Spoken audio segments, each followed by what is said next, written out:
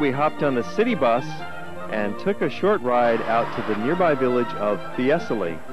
It's just about 30 minutes away, and it's a very inexpensive public bus ride. It costs less than $2 to ride out there, and along the way you get a bit of a mini city tour, seeing some more of the churches on the outskirts of town. And very quickly you find yourself in the countryside, enjoying a different kind of experience altogether than being in the heart of downtown Florence. The road to Fiesole is sprinkled with villas, constructed in a classic Tuscan style. The pink facades and the beautiful architectural roof lines. Some of these villas were occupied by the wealthy British during the 19th century. There's also some vineyards in the area. This is Chianti country after all, important wine growing area. And the cypress trees are truly the hallmark of the road to Fiesole. One of the great things you're coming up here for is the view back to Florence that we'll be seeing in just a moment as we walk up to the panoramic hillside. The trip up here couldn't be easier because the buses leave from Florence every 20 minutes, right from the main bus station next to the train station in the heart of Florence. And of course you don't need any reservations on the bus, and there's usually enough seats where you can sit down and relax and enjoy the view out the open windows as you drive up to Fiesole town. You might even meet some new friends on board the bus. You'll find Italians are quite friendly, and many youngsters speak a little bit of English they've learned in school. The view of town already is striking as we approach the town from a distance, and the bus will soon deposit us right in the heart of the main square, Piazza Mino di Fiesole. The clustered buildings take the form of a typical Tuscan hillside, complete with a bell tower. The street signs clearly point out to you where to find the many attractions of this small town. We'll bring you the highlights in the next 10 minutes, starting with a walk to the panoramic view up on the hill. We've discovered a new way to walk uphill. It takes the strain off your muscles if you walk backwards. Even the kids are walking backwards here. It's only about 200 yards to get from the main little piazza of town to the top of this hill, and when you arrive, you find yourself at the Terrazza Panoramica, the panoramic terrace from which you have this astounding, beautiful view of Florence down below. It's just 5 miles away, and on most days you can see the Duomo quite clearly from the hills of Fiesole. This is truly a romantic spot. Keeping our eyes on the view here, we zoom out again from the Duomo. You see the city of Florence spreading down below. It's so beautiful, it's almost like a painting that's come to life. You're walking through a stage setting that belongs in a movie or some romantic drama. It's an enchanting place in a magnificent position here on the wooded hills overlooking the valley of the Arno. And one gains a renewed respect for the great Duomo Cathedral. Even from 5 miles away, it towers over the city. And if you're feeling energetic, there's other nearby buildings such as the Church of St. Dominic and the Abbey of Fiesole. Or you might feel more content just simply to sit and relax and gaze out upon this distant landscape. And you'll be amused by the little critters and the birds singing in the trees. Fiesole has always been a romantic getaway. The people of Florence and the visitors like to escape the hustle of downtown and drive up to the hillside where it's cooler. You have these refreshing breezes. The air is a little cleaner up here in the hills, and enjoy the view. And it's really not that crowded. You'll find the little town square tends to get crowded with other tourists, but you can just simply walk a few hundred yards away from the town square up on the hillside to the public gardens and the panoramic terrace. Most people never discover the gardens, despite the beauty of the views and the tranquility of the trees and the lawns and the flowers and the gardens that are up here. You have a nice view of the bell tower of the cathedral as well. And yet it's largely unnoticed and undiscovered, so you can have the whole place to yourself.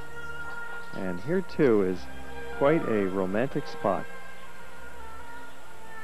As you stroll through this landscape, it might seem wild and natural, but it's all been cultivated in that discreet Italian style. And the romance of the gardens might lead you right to the altar of the church for your wedding vows. Here we are in the main cathedral of town. This was originally constructed way back in the 10th century, and it's built in a Romanesque style. You see the squat, bulky columns and rounded arches and the plain facade. It's been rebuilt many times over the hundreds of years that it stood here as the main cathedral of Fiesole. Some of the townsfolk have gathered for this wedding. Of course, being an Italian town, there's numerous other churches that you can choose to go visit. Just up the hill, you'll find St. Mary of the Flowers, and next to that, the important church of St. Francis, San Francisco. Yeah. This church was built 600 years ago, and it's located at the very top of the hill, which is believed to have been the ancient Acropolis. Attached to the church is a monastery and a convent, and the quaint, picturesque little cloister of St. Bernard. And there's several important artworks inside the church, including an altarpiece by Perugino dating from 1500, and a Madonna by Piero di Cosimo dated from 1480. So if you have some time, you can stroll around the grounds of San Francisco and soak in the atmosphere. Plus there's a little gift shop as well, so you can take some of it home with you. And then after, sit down at a cafe for a light, refreshing snack before we make our way to the major attraction of Fiesole, which are the Archaeological Ruins. These ancient monuments illustrate the importance of Fiesole 2,000 years ago and earlier. It was first settled during the Bronze Age, during the pre-Etruscan period, and later occupied by the Romans. Here you see the Roman theater. This is built in a Greek style. The structure is 2,000 years old, and it can seat 3,000 people. Even today, they have performances of opera and theater and outdoor musical events. The theater was enlarged by the Roman emperors Claudius and Septimius Severus to the point where it stretches 100 feet wide. The original staircases are still intact. The seats look quite comfortable, amply padded with grass. It makes a fine setting for outdoor theater with its perfect acoustics. And it overlooks the nearby park with more columns with their Corinthian capitals, and the Etruscan ruins and Roman bath in the distance with the three arches still standing. Fiesole was built up by the Etruscans back around the year 600 BC originally as a fortified hill town whose walls helped to defend against the invasions of the barbarians, including Hannibal. And then later, around 300 BC, the Etruscans were defeated by the expanding Roman Republic. This began the economic decline of Fiesole and the beginnings of the growth of the city of Florence. And ever since, Florence has become far more important to history of the area, but Fiesole was left alone and largely untouched, and thousands of years went by and these ruins remained under the dirt, waiting to be rediscovered by 19th century Italian archaeologists. Here they discovered some amazing features, including these supports that held up the heated floor of the ancient Roman bathhouse. It's ironic that nearly all traces of ancient Roman ruins in Florence have been obliterated by recent construction and development, whereas Fiesole, which was a smaller Roman town, has these beautiful ruins still preserved intact because it was on the fringe of the community and untouched by all the medieval reconstructions that took place down in Florence proper. It's a beautiful spot in the springtime and early summer as we're here today with the wildflowers blooming. And we make our way out of the ruins past this medieval skyscraper of a bell tower to the museum, which is right at the gateway to the little park. In fact, there are several museums in this small town, but you'll find that the Archaeology Museum right next to the historic park is the most interesting. It's in this 20th century ancient Roman temple. It's a reconstruction of a classic Doric temple, and inside you'll find very early small bronze figurines, some of them with their arms flapping out to their sides, and there's Etruscan funerary urns, and there's stone carvings and statues, and quite a variety of early artifacts, all of which were dug up right at the site next door in the archaeological grounds.